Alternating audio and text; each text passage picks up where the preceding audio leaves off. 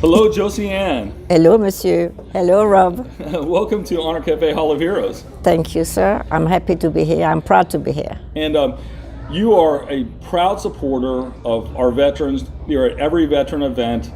And although you did not serve in the military, you've been around the military a lot, and you have an incredible story. Let's start with where were you born? Okay, I was born in Belgium in 1937, in the southern part of Belgium, the French part of it. Did you? What do you remember as far as the war going on? I remember the bombing of the German. Wow. Yeah, because my father, the way he works, he was managing a center for safety for the coal mines, and then we had the siren. And when he knew that we knew that the Germans were coming, we were using the siren, and then all the people were coming all around, and we had a shelter where people could hide for the bombing. Do you remember the German soldiers in your town and all that? Oh, I remember walking and walking and walking and walking and walking, and the tum tum tum tum tum, and I used to go and try to get. I used to go and take my little dog and go and they wanted to pet my dog, and my father used to say, "No, you don't do that. They are bad people." So I remember them very well. Oh. So do you remember when the Americans came in after that? I remember because they were starting to come with their tanks along the road. And because of the situation of my father, they could come and park their truck, big parking lot. And they were having showers there where all the coal miners and stuff could do it. And they stayed in my home, and my mother would feed them, and they played the piano, and they make their laundry. Oh, I remember, sir. Wow. It was just after the end of the Battle of the Bulge. Wow. In 45, yeah. End of 44, beginning of 45, yeah. So how long did the Americans, how long were they around? For a while, but For a while. I don't remember how long, but for a while. For a while, yes. But what I remember, I want to tell you something that's really touching and I will never forget. I was in a Catholic school, elementary at the time, and one day some German officers and things like that came with Star of David and went to certain classroom and put that on certain girls. 2 or 3 months after they picked them up, they never came back. They were Jewish. Oh, it's horrible. Yeah. And we asked, and then say, when are they coming back? You know, we were kids, and the nun said, well, it may be a while, so they couldn't tell us. But later on, we learned. Never came back.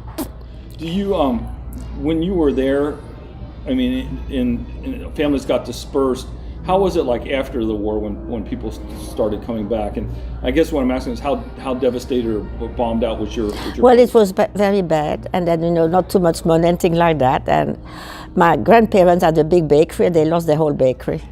Oy. Bomb. Not far, maybe, I would say in miles, maybe 2 miles from my home. Huh. Yeah, it was bad. But we were safe. Nobody was killed. And my father was an officer in the army, and the only reason his brothers were taken by the German. My father was not there. Why? Because the German needed the coal mines. So they need the coal mine to be safe and get coal. So they protected my father, and we never had any problem. That's why he didn't go. Did he continue the coal mining? Till he retired. Yes. But my father was very difficult for me. He was very, he treated me like a goddess and very hard on me. Yeah. Extremely difficult. So when you got older, you stayed in Belgium for a while in Well, school? I wanted to become a stewardess, and my father didn't want to. So I went to college, and I had a degree in Germanic languages. Okay. So I stayed there for a while, but I married as soon as I could, when I had a little bit of freedom, because my father was so hard with me. I couldn't go anywhere, I couldn't do anything.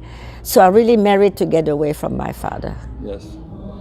And then when did you actually leave Belgium? Oh, later.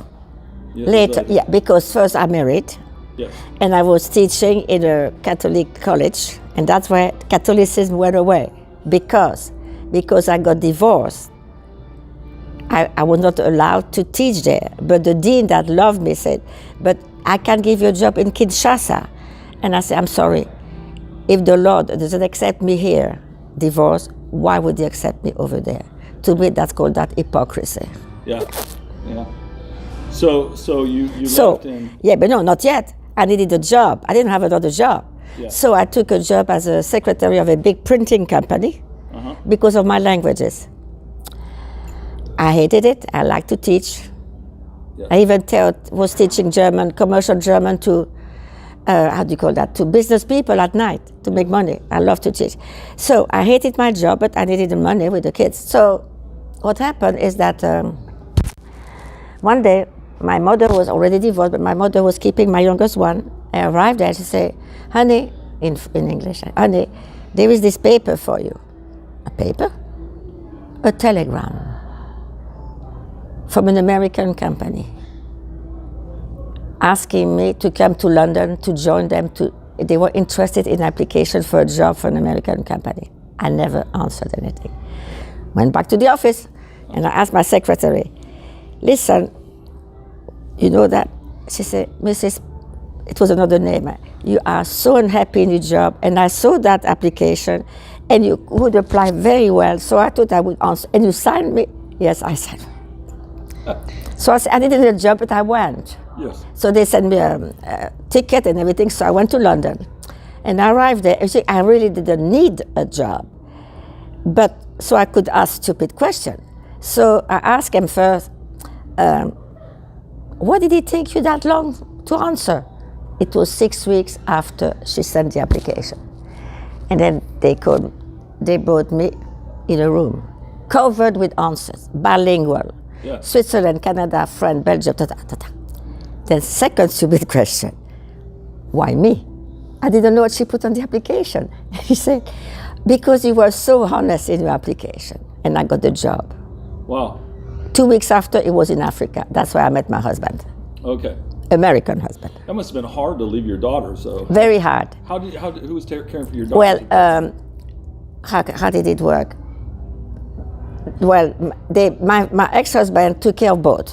Okay. Because I had an agreement, I was getting money. So it was a good agreement. We had a good divorce. Sometimes I think that a good divorce is better than a bad relationship. And we are still friends. Yes. So he took care of them and went to the school and the high school and all that. And that's why they stayed there, because they went to college, got graduated there, and married there. So that's why they're still there. Yeah. But they got to come visit you, though. Yes, well, they could. They came to Saudi Arabia. When I lived overseas, they came and, all the time. Yeah, spend time with you. But I got married in 4 months. Yes. I met my husband in July 73, and we were married. And then we fell in love with each other. He had to resign from his job. He couldn't marry somebody working for him. Yes. And then he went back to America to get a job. I went back to Belgium. And then beginning of November 73, he said, I've got a job, there is a ticket, And the 23rd of November, we were married after 4 months. Wow. Now, so let's move forward to prior to Gulf War I. You were living in. Okay, so I lived with him 2 years in London. Well, I lived many places in California. London, 2 years in Indonesia. That's all before Saudi Arabia. 1 year in Abu Dhabi. Then in Mexico City for a while. Tokyo for a while, I think Edmonton, Canada for a while. So. And then finally he went to work for Aramco in Saudi Arabia. Okay, there in Saudi Arabia, and that was Yeah. prior to Desert Storm 1, correct? Correct. Okay. So, That's why I have my big diploma there Yeah, to show you. we'll take a picture of that. And I'll put The it Gulf Storm, Gulf War, whatever. So what happened prior to the Gulf War? What were you doing in Saudi Arabia? Nothing special. But Just enjoying life. What did you do with there was an interaction with the military at that time, right? Oh, well, what I was doing when the war started, Yes. okay, I was visiting hospital, Yes. and then I fed the soldier there. Yes. And then sometime in the morning, my husband would say, honey, go out. They are taking off from the Havana airport. And then the pilot would come on phone on my home and send me kisses. Did you stay? Did any of them stay there with you, or were you? I was the only woman on my street because of the war. 90% of the men with kids left. Oh, okay. I was alone on the street. Okay. So, did any of those? Did they stay with you at all? The soldiers that are the. They were staying sometime overnight, but they couldn't stay too much. So I feeding them, and then they stay. No, I did their laundry exactly like my mother. Yeah, you did the laundry. Exactly the took care- same thing. Took care of them and went. Oh yeah, I love that. Yeah, and then go to the hospital, and I saw some very sad things there too. Yeah, but and now it's neat because you're now here and living in America, and you were just talking to your daughter. You talk to her probably every day now, right? And your daughter in Belgium. You're just Yeah. talking to her Oh, every day, probably twice a day. twice a day.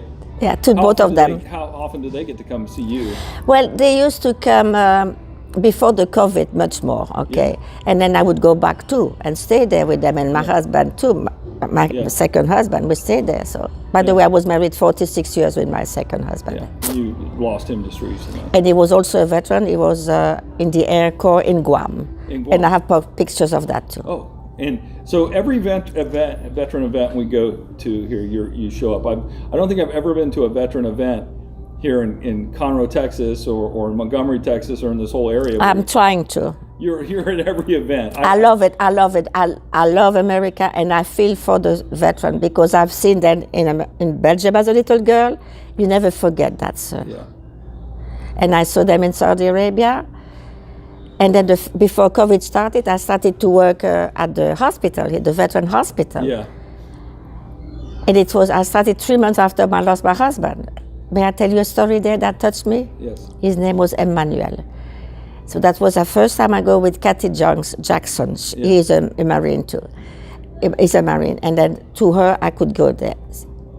And then one day she said, okay, Josiane, look, you see that gentleman like this? I say, okay, do you think you want to go and talk with him? I said, I can try. I didn't know how to do that. So I say, hi, sir. Hi. I say, I know you have a problem. I'm not going to ask you how you're feeling if you hear you have a problem. So my name is Josiane. What is your name? So Emmanuel forgot his last name, but the first name never forget. Okay, and can you tell me at least a little bit about your problem? Because so we talk together. And they say, oh, you say my spine was completely destroyed in Afghanistan or Iraq, somewhere there.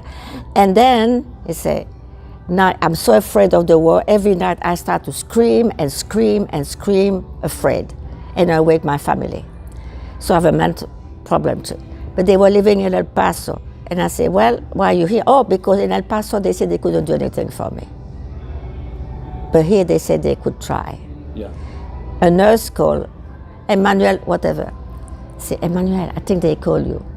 Okay. Please go. And then he starts screaming in the room, waiting room. I don't want to go. I don't want to. I said, well, okay, sit down here. Why? The reason? And he said, I don't want to be with my other people at the same table with the nurse. I want to be alone. I said, Emmanuel, okay, you're here for a reason, okay? At least you try. If you don't like it, we can look for something, but at least give it a try. Yeah. And then he said, okay. So he goes. And about 2 hours after, something like that, I was busy with a pilot too, had a problem, and then he came behind me. I never forget. And he did this on me. I said, Emmanuel, a beautiful smile. I'm still touched. He said, yes, look at my paper. Yes, I have 4 appointments in Houston Veteran Hospital for my spine, and I have 4 here for my brain. And then he took me, thank you so much. I said, Emmanuel, you thank God and take care of yourself. Yeah. You know, when that happened, I had lost my husband, and I think it made me forget my pain. When you look at the pain of some people, you forget yours. That's true. That's true. I will never forget Emmanuel. Well, the COVID is kind of lifting, and there's more and more opportunities, and we have lots of opportunities here. And I know you're always up at the cafe, encouraging people. I like to down. do breakfast, and Yeah. they always want to be with them, and I make them laugh, and they talk. And then there is a girl, Janine likes me very much. Yeah. Janine, you know, the commissioner. But there is a girl that tried to get me at the Tri-Mental Hospital. Yeah, it's Tri-County. It's whatever they call it. Yeah, I know And who I'm that is. hesitated. I don't know. I don't know if I can do that, if I'm strong enough. You are strong enough. I think you are. If you've been through what you went through with World War II, up through all the other things, and all I the feel different for veterans. people, Rob, and then, but I don't want to be that it really affects me too. I'm an old lady. I'm 86. So Yeah. but some people over there told me, yes, you can do it. When I meet them, some people tell me, no, maybe not. My children are afraid that it affects me. So I'm thinking about it, and I'm about to call her and then see how it goes, what they expect from me. Yeah. I don't want people that are bad and things like that. That's what I'm afraid. But I don't know where she sees the people. If she sees that in the hospital, I'm not alone. You see, I'm scared. You know, Tri-County is kind of a safe place to work, and you can give it a try. I know I work with them in the mentorship program. They're really great people.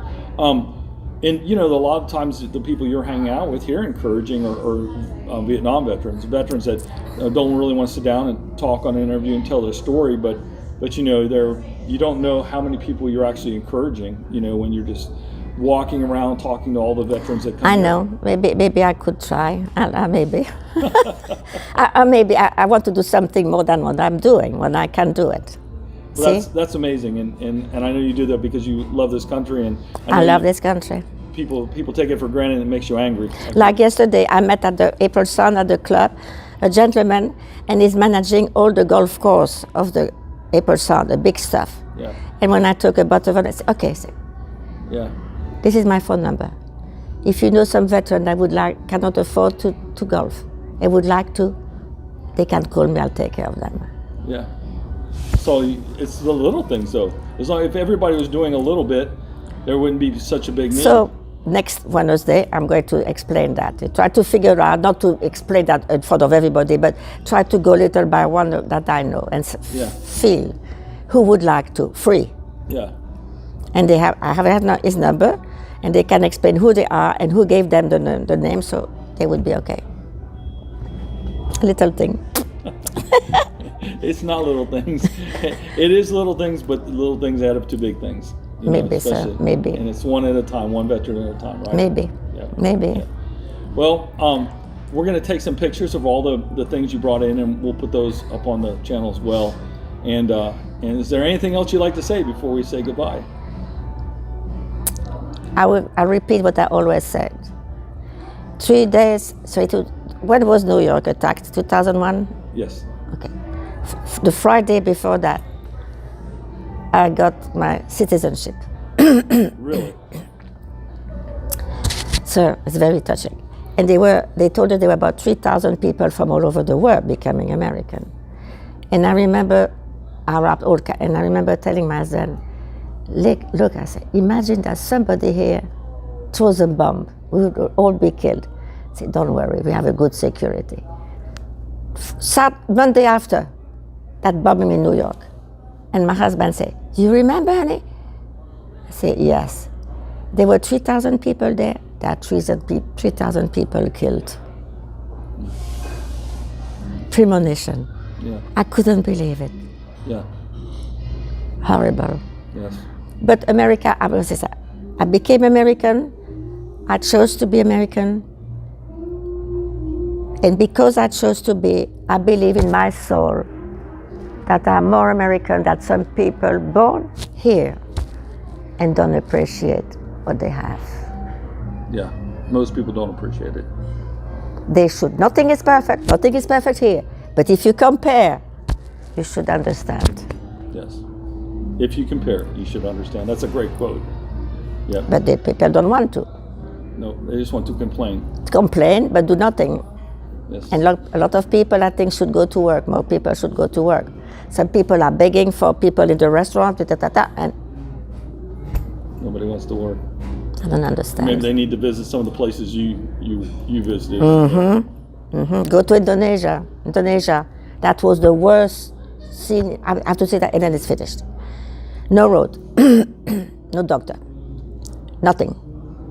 Every week, I had a little houseboy clean my house. There were rats in the walls, tarantula all over. I found tarantula close to my toilet when I was in the restroom. Horrible. One day I got the shingles. No doctor. So they called a military plane to take me alone. My husband worked go to Singapore to take care of me. Wow. Unbelievable. I survived. Yes. And we were 6 miles from the headhunters, and they ate my dogs. Oh my goodness. Yeah, that's not funny. What a way to enter an interview on our cafe. Forget. They ate my dog. I'm sorry. Well, that's true because people don't appreciate what we have here. They just want to complain like this. My neighbor, the engineer, Yes. he was taking a shower Yeah. and drying. There was a rat in his bath towel. In Indonesia. Yeah, my neighbor, Yeah. my door. Yeah. Right. And that's the only place where I could kill myself without asking anybody to kill a scorpion or the tarantula. Sir, I go and eat cooking at 4:30 for my husband, the breakfast. A big shadow on the wall there. I mean, the thing is the tarantula cannot kill you. Yes. It's just big, but it's not venomous, I think you say. Yeah.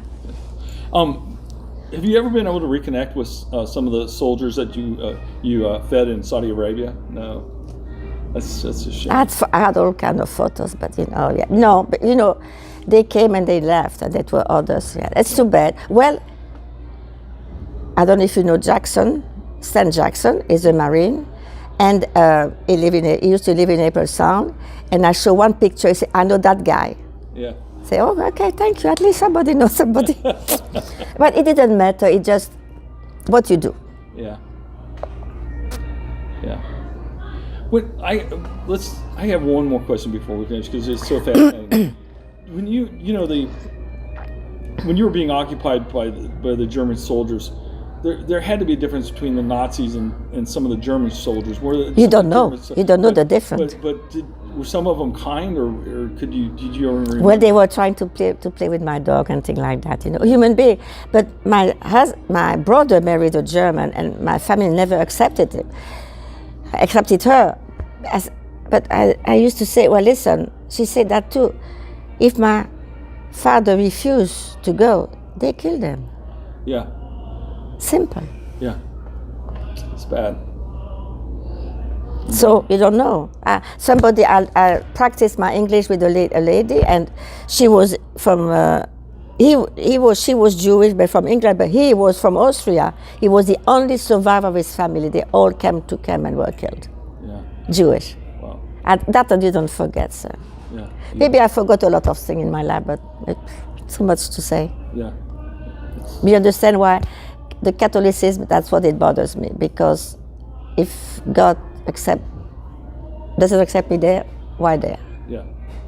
Where do you go to church now? The Ark Church. The Ark Since they started Yeah. in 90, they started in 90, we arrived in 94. They started in 96 June, and we joined them in September. And my husband was still hosting at the door 1 week before he went to the hospital. Wow. So how is in these this time that you've been here, how has your faith influenced your life and what you do? I mean, I'm okay. I'm fine. I have a good relationship with the pastor's wife and things like that. And I say, she asked me at the beginning, why do you think this church grew as it was? Because of prayers. And when they say they pray for people, I went there for prayers. I don't know how many weeks there and joined them. Because of the prayers for the people and how they take care of the kids. Kids are the foundation. yeah. Fantastic. And she said, that's what we put, prayers and kids. Do you think, like even now, that you feel like there's a calling on your life by God just to do what you do with encouraging veterans? I feel yeah, it is. I don't even think about it. Yeah. First thing I asked this guy yesterday, he said, the golf course, and I said, well, are you a veteran? I said, no, it didn't work. I wanted to, but something happened. I said, why are you asking? I said, oh, because of the, and they said, oh, immediately I talked about the veterans. Yeah. Why not? Yeah, why not? Why not? Well, I appreciate everything you do for veterans, and you're just an amazing part of this community. Our church is an amazing part of our community, and it all just kind of comes together. And on Monday mornings, sitting around with all those Vietnam veterans, I mean, Wednesday morning. Yeah. Wednesday morning. Yeah. It makes a difference for them. Yeah, and then I do something else too. In the Ladies Association in April Sound, Yeah. I've been chair lady of a group of Yeah. expats ladies, Yeah. either born overseas all lived overseas. So you have people from all around the world, Yeah. from all religion, from all the things, and it's beautiful. That is beautiful. And I play bridge. Try to keep this busy. You're sharp as a whip. Not really, not really. And I'm still driving. In fact, my passport is good for more than 10 years. God, I don't know. And I'm still driving. Same thing with my driving license. Can you say goodbye or have a wonderful day in Okay. all your languages to end this out? Okay. Auf Wiedersehen and guten Tag für den Tag. And then bonne journée et je vous souhaite le meilleur. Et c'est ma salama. C'est whatever. Whatever. Yeah. Arabic, they love me in Arabic in Saudi Arabia. I never dressed. 14 years in Saudi Arabia, I never dressed. I even had all the sheriffs there, Saudis. Yeah. Saudis. I think it's because you tried so hard to speak the language and be part Yes. of that. It is Yeah, all but about one the of them language. tried to trick me because the women were not supposed to drive at the time, huh? Oh, I see. And then he said, Yes. Mrs. Porter. I say, yes, Dad. Can you teach my wife how to drive? Hey. So you were teaching the Saudi women No, how to drive. I was not allowed to, so I came to him nice. I said, Saad. I couldn't say no, I couldn't say yes. So I said, Saad, you know I'm a bad driver. He said, okay, Mrs. Porter, I understand. That's how you got out of it. Oh, you don't know. And I always told my husband, you shut up, because if something happened, they put the man in jail. Yeah.